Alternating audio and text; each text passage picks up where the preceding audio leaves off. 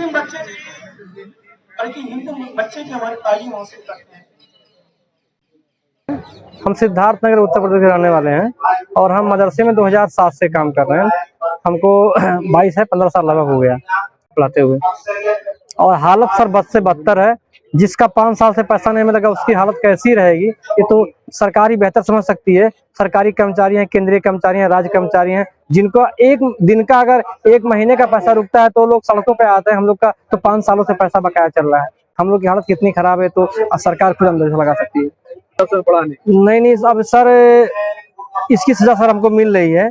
इसकी सजा हमको मिल रही है। अब सरकार की नज़र में हिंदू और मुस्लिम के ज्यादा खेल खेल रही है। सरकार को ऐसा लग रहा है कि हमको प्रताड़ित करके उनको कुछ मिल जाएगा, लेकिन ऐसा कुछ है नहीं।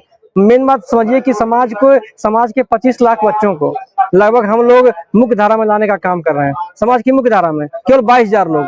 मदरसे में कौन पढ़ता है? मदरसा क्या है? मदरसा है जी स्कूल। मदरसा है जी स्कूल। मदरसे में हम मॉडर्न सब्जेक्ट पढ़ाते हैं, हिंदी, अंग्रेजी, सामाजिक विषय, मैथ, ये विषय पढ़ाते हैं। ना कि हम उर्दू पढ़ाते हैं। हम उर्दू पढ़ाने नहीं रखे गए हैं। जो उर्दू पढ़ाते हैं उनका पैसा सरकार दे रही है 50,000 60,000 सरकार। लेकिन केंद्र सरकार हमारा जो उसका पैसा, उसके हिस्से का पैसा है सर, केंद्र सरकार की सारी गलती है। केंद्र सरकार पहले से 100% पूरे पोषित केंद्र से था। बाद में केंद्र सरकार ने कहा कि हम 60% देंगे, तो राज्य ने कहा ठीक है आप 60 दीजिए, हम 40 देंगे। लेकिन 60% सरकार रोक रखी है।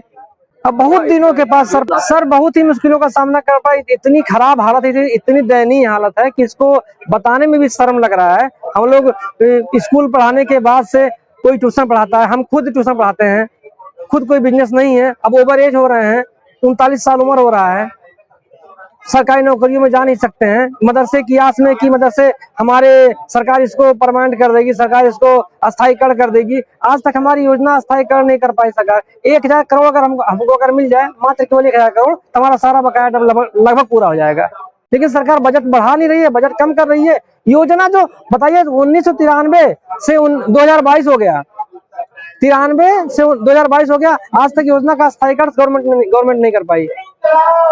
सर मेरा नाम कौशल जायसवाल है। मैं जनपद महाराजगंज का निवासी हूं और मैं मदरसा दारुल उलूम फैज़ मोहम्मदी हथियागढ़ ब्लॉक लक्ष्मीपुर महाराजगंज में पढ़ाता हूं, जो कि मेरे घर से लगभग 40 किलोमीटर दूर है। लेकिन फिर भी मैं किसी तरह से मैनेज करके रेगुलर ड्यूटी करता हूं। और ड्यूटी इसलिए रेगुलर करता हूं क्योंकि हमको कहीं ना कहीं उम्मीद है कि प्रदेश सरकार और केंद्र सरकार हमारी समस्याओं का समाधान करेगी। इसी उम्मीद में हम अपने 5 साल गुजार दिए।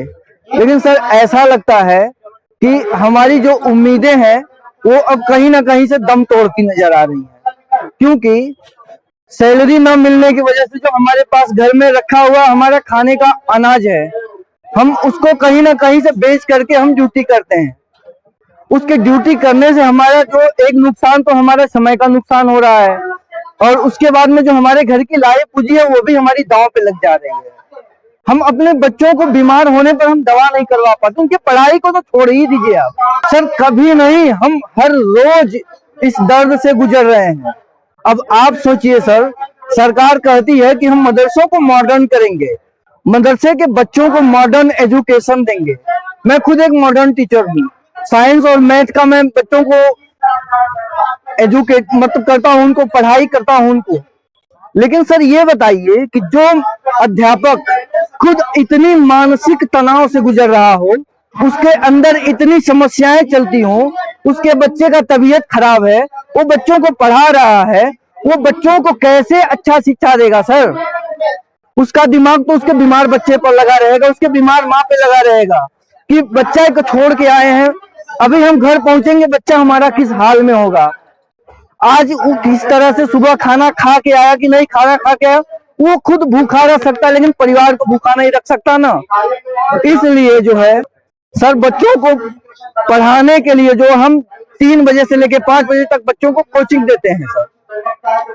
अब चूंकि मैं देहात से बिलोंग करता हूं, इसलिए बच्चों को जो कोचिंग की देते हैं उनसे भी हमको जो है समय से जो है महीने का जो है उनसे शुल्क नहीं मिल पाता है।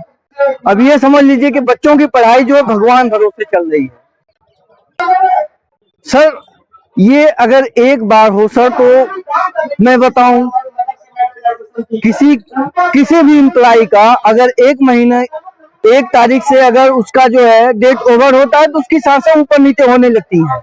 लेकिन सर हम लोगों का 57 महीने हो गए सर, हम लोग रोज इस दर्द से और एक नई उम्मीद से मदरसे जाते हैं कि आज नहीं तो कल बेहतर होगा, सरकार हमारी समस्याओं को सुनेगी। लेकिन सर ऐसा लग रहा है कि ना सरकार हमारी समस्याओं को, सरकार से कोई मतलब ही नहीं है हमसे सर। नहीं तो अगर सरकार तो हमसे मतलब रहती तो हम भी तो भारत के एक नागरिक हैं, हमें भी तो समानता का अधिकार है।